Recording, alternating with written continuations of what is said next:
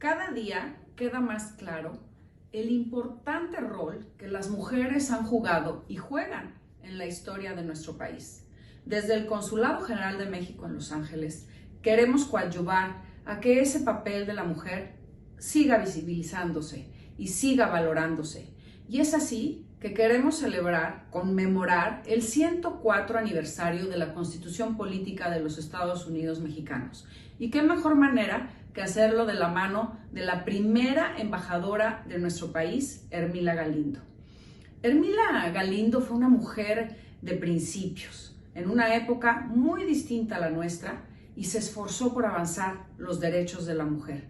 Ermila fue una mujer con curiosidad, con una mente crítica y muy perseverante, características que podemos considerar esenciales para el avance de la mujer, de sus derechos.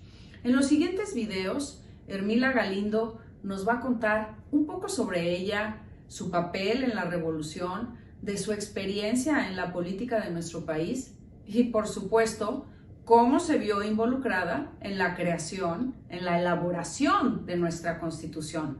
Vamos a acompañarla.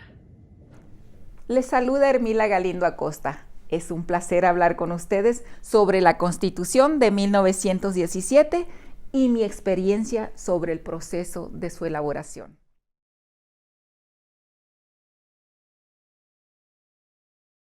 Les hablaré un poco de mí. Soy originaria de Lerdo, Durango, hija de doña Ermila Acosta y don Rosario Galindo, quienes fallecieron cuando tenía 3 y 13 años, respectivamente.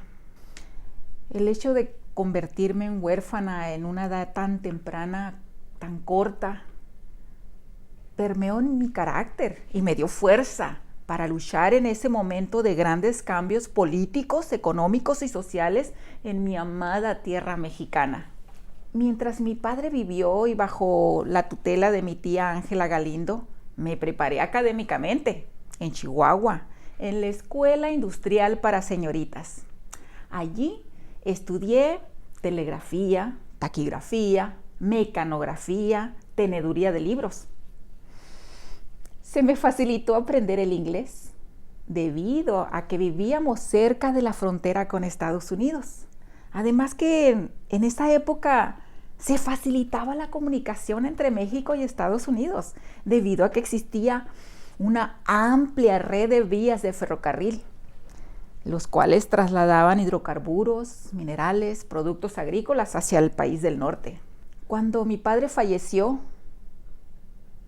siendo aún adolescente, tuve la necesidad de trabajar para cubrir mis gastos y los de mi tía Ángela, por lo que impartí clases de taquigrafía, mecanografía y español.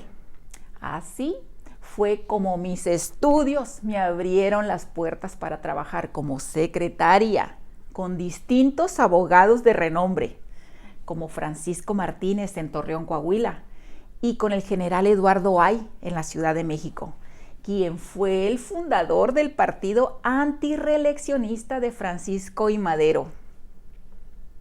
A la lucha revolucionaria me incorporé porque fue surgiendo en mí una fuerza irresistible de convicción, un potente impulso del deber, y se volcó en el grande amor a mi pueblo, por lo que me motivó a hablarles a mis estudiantes de violentar la evolución social y política. Saben que en México la lucha de las mujeres se expresó ampliamente durante y después de la independencia de México, debido a que interrumpió la cotidianeidad de sus vidas, de tal manera que las mujeres cumplieron eficientemente las labores de mensajeras, enfermeras, cocineras. Posteriormente, pudimos estudiar para profesoras. Luego abrimos las puertas para estudiar las profesiones de derecho, dentista, médico. Y al igual que otras mujeres, a mis 20 años de edad, en 1906, me adherí al club Las Admiradoras de Juárez. Allí discutíamos y criticábamos las teorías que sometían a la mujer. Enarbolábamos el voto femenino y buscamos el derecho a la educación. Y así nos fuimos apropiando de la escritura a través de nuestras publicaciones en diarios y revistas de la época, y que nosotras mismos fuimos fundando, como es el caso de la publicación La Mujer Moderna. Debido a que había varios levantamientos en el país, los cuales eran comandados por diferentes generales, había mujeres que los apoyaban. Por ejemplo, en el norte, los hermanos Flores Magón fueron apoyados por mujeres como Margarita Ortega y su hija Rosaura Gortari, también Natividad Cortés, de Sonora y de Baja California respectivamente, que después fueron exiliadas a Arizona, donde se tuvieron que cambiar de nombre y posteriormente murieron en la batalla. En el sur de México teníamos a la generala Rosa Bobadilla, quien apoyaba al general Emiliano Zapata, entre otras admirables y valientes compañeras. A la par de los clubes revolucionarios, me impregné del pensamiento teórico del feminismo de México, América y de Europa, como Augusto Bebel.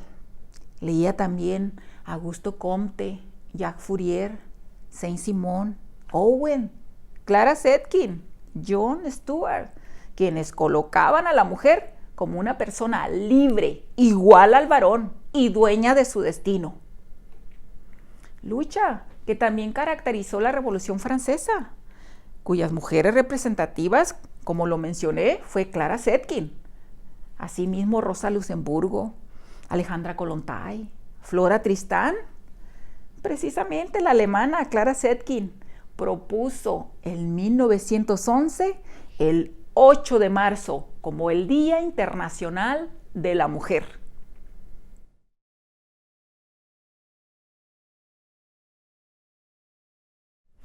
Los orígenes de la Constitución de 1917 se remarcan en la segunda fase de la Revolución Mexicana, después de la Decena Trágica, llamada así porque fueron 10 días en que el general Bernardo Reyes y Félix Díaz colaboraron para darle un golpe de estado a don Francisco I. Madero, en complicidad con el general Victoriano Huerta, quien después asumió la presidencia. En el sur del país, el zapatismo, que ya se había levantado en armas contra el gobierno de don Francisco I. Madero con el Plan de Ayala, en el que se pugnaba por una reforma agraria y denunciaba la ley de terrenos baldíos, le declaró la guerra al gobierno ilegítimo del general Victoriano Huerta. Así, el 1 de junio de 1913 reformó el Plan de Ayala y en su artículo primero se lee: son aplicables los conceptos contenidos en este artículo al usurpador del poder público Victoriano Huerta. La revolución continuará hasta obtener el derrocamiento del pseudomandatario. Mientras en el norte de México, el jefe Venustiano Carranza fue el único gobernador que no reconoció el golpe de estado del general Victoriano Huerta. Y con el apoyo del Congreso de Coahuila, el 26 de marzo de 1913, proclamó el Plan de Guadalupe. Se desconoce al general Victoriano Huerta como presidente de la República. Se desconocen también los poderes legislativo y judicial de la Federación. Para la organización del ejército encargado de cumplir nuestros propósitos, nombramos como primer jefe del ejército constitucionalista al ciudadano Venustiano Carranza, gobernador constitucional del estado de Coahuila. Al ocupar el ejército constitucionalista la Ciudad de México, se encargará interinamente del poder ejecutivo Venustiano Carranza, primer jefe del ejército. Dentro del constitucionalismo se formó la División del Norte bajo el liderazgo del general Francisco Villa. Sin embargo, las diferencias entre el general Villa y el jefe Venustiano Carranza se agudizaron después de la toma de Zacatecas por el ejército villista. Por lo que el general Villa rompió con el constitucionalismo en septiembre de 1914. En el manifiesto de ruptura expresó: Ante la consideración de que todo esfuerzo pacífico sería inútil para obligar al primer jefe a entregar el poder que la voluntad popular designara, y comprendiendo que la salvación de la patria depende de la inmediata resolución de sus grandes problemas, la División del Norte ha resuelto desconocer como primer jefe al ciudadano Venustiano Carranza. Para resolver las diferencias entre don Venustiano Carranza y el general Francisco Villa, jefes de ambos ejércitos, firmaron el Pacto de Torreón, donde se comprometieron a celebrar una convención de jefes revolucionarios. Así, el 4 de septiembre de 1914, Carranza convocó a los gobernadores y jefes del ejército constitucionalista a una convención en la Ciudad de México el 1 de octubre de 1914. Desde el principio de la lucha actual, ofrecía a todos los jefes que secundaron el Plan de Guadalupe que al ocupar esta capital y hacerme cargo del Poder Ejecutivo, llamaría a todos los gobernadores y jefes a una junta que se verificaría en esta ciudad para acordar en ella las reformas que debían implantarse, el programa al que se sujetaría el gobierno provisional, la fecha en que deberían verificarse las elecciones y demás asuntos de interés general. La convención inició sus sesiones el 1 de octubre de 1914. El jefe Venustiano Carranza presentó el programa de reformas que incluía la libertad municipal y resolver el problema agrario. Entregó el poder que tenía la convención, pero la rechazó. Un sector encabezado por el general Álvaro Obregón propuso suspender las sesiones y reanudarlas en Aguascalientes el 10 de octubre para que participara el villismo. El 14, la convención se declaró soberana. Su presidente Antonio I. Villarreal expresó: Hoy, declarados soberanos, porque representamos las fuerzas vivas del país, porque representamos los elementos combatientes que son en todas las épocas de la revolución los que saben de abnegaciones y de sacrificios. Declarados en convención soberana, podemos hacer que la paz renazca. La convención decidió separar del poder al jefe Venustiano Carranza, quien nunca aceptó la soberanía de la convención. El programa de reformas nunca se concretó. Antes bien, se fracturó e inició la guerra civil entre las corrientes revolucionarias. Para enfrentar la convención, el jefe Carranza adicionó el Plan de Guadalupe el 12 de diciembre de 1914.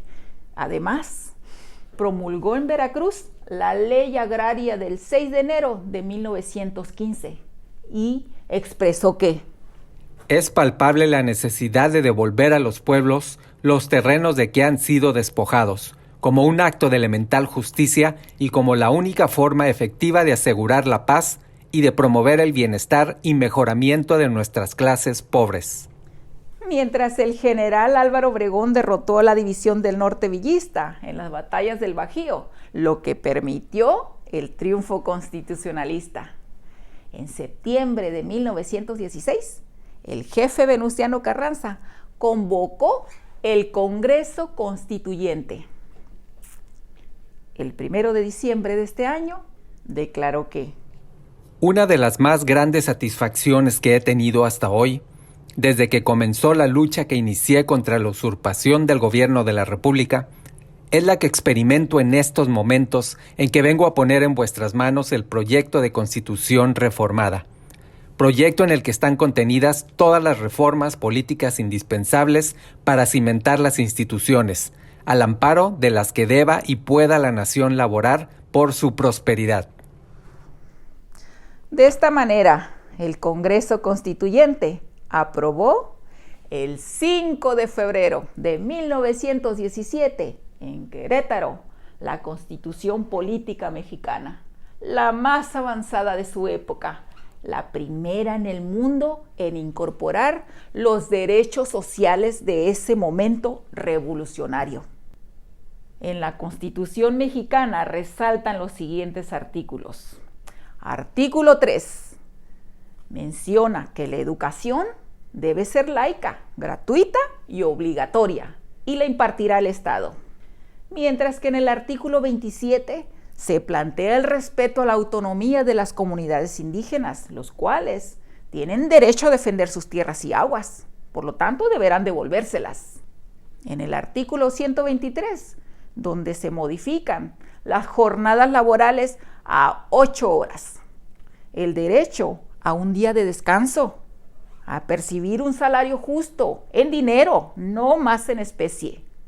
También se le otorga la libertad de expresión y la libre asociación sindical para evitar tragedias como la ocurrida en la huelga de Cananea en Sonora y en Río Blanco en Veracruz.